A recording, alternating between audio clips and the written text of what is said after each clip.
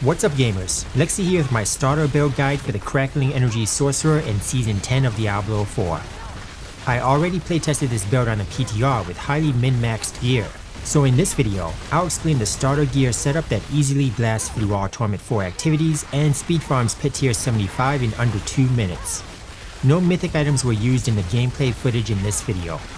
Stay tuned until the end of the video to see the entire starter setup for my character, but remember to refer to the written guide for the complete build details. Compared to Ball Lightning, the Crackling Energy Sorcerer is easier to play and deals more damage with starter gear.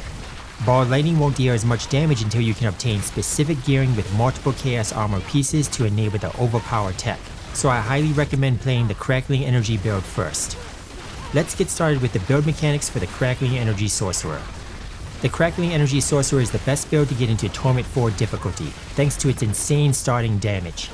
Level to 60 with my Hydra or Chain Lightning builds, and then obtain Esadora's Overflowing Cameo before switching to the Crackling Energy Sorcerer. This unique amulet can be found as a global drop or target farmed from Lord Zero once you have the Exquisite Blood. Both Chain Lightning and Hydra are capable of reaching Torment 4, so you should have no issue farming Exquisite Blood while playing those builds.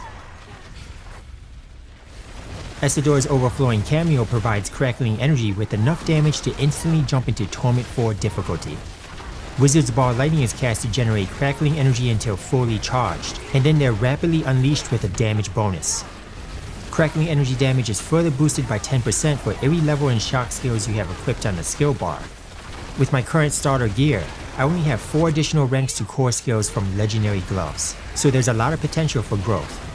My skill bar is completely filled with shock skills for a total of 33 levels to gain 330% more damage for Crackling Energy. This damage bonus from Esadora's can eventually reach around 1000% as additional ranks are stacked on the build's final gear setup. The starter gear I have equipped in this video is easily achievable with minimal greater affix and masterworking bonuses. No mythic items are used, and Chaos Armor is not required, although I found 2 Chaos Armors early on that enhanced the build's performance.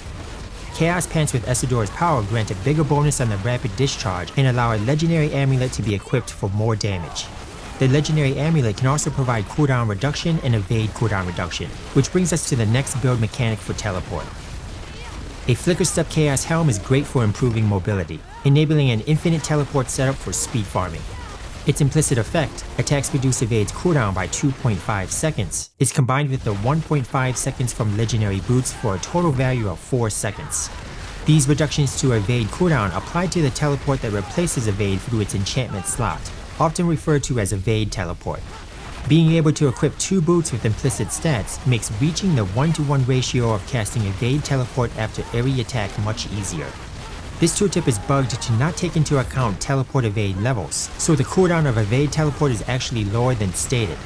I have a 4.9 second cooldown shown in the tooltip of my evade teleport, and it still feels like it's enough to enable infinite teleporting with the 4 seconds of cooldown reduction from one attack. Another important item to note is the legendary staff, which doubles the effect of Aspect of Charge Flash due to being imprinted on a two-handed weapon. The staff also grants the highest base weapon damage for Crackling Energy hits. As long as you're generating Crackling Energy fast enough, a higher attack speed doesn't improve the damage output. I should also mention Rune Words, as they provide significant benefits for the build. Knock Thrower is slotted to trigger a mystical Frost Nova every 2 seconds. Unlike a manually cast Frost Nova that explodes around your character, Thrower explodes at your mouse cursor to allow it to freeze enemies at range. The rune applies the benefits of Mystical Frost Nova without needing to allocate it in the skill tree, causing enemies to take 15% more damage. Hoarfrost is also activated for another damage multiplier against frozen enemies. The other rune word recommended for the starter setup is Seer Gar, which provides a generous 25% critical hit chance that is helpful before you have mythic items. Crit chance can eventually be capped at 100% without Gar once you have a really optimized gear setup, at which point you can switch to Vex for more skill levels to scale the damage bonus on Esadora's Overflowing Cameo.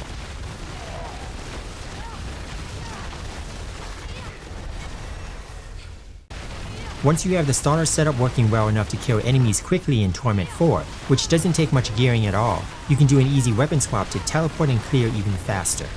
Outside of higher tier pits, Crackling Energy damage can be slightly lowered to speed farm Helltides, Nightmare Dungeons, and Inferno Hordes.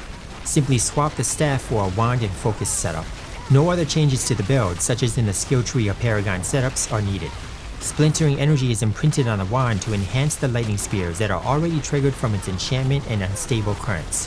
Increasing the damage of these spears allows them to kill most enemies at a further range than Crackling Energy. The build's attack speed becomes much faster due to the weapon speed of the wand and focus, combined with the high attack speed affix on Okun's Catalyst. This isn't a ball lightning build, as Crackling Energy still deals more damage in this setup, but the static field provides some supplemental damage output due to ball lightning already being ranked up in the skill tree.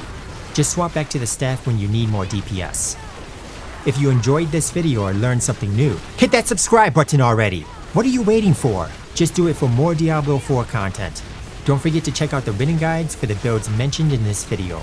Until next time, peace out and happy slaying.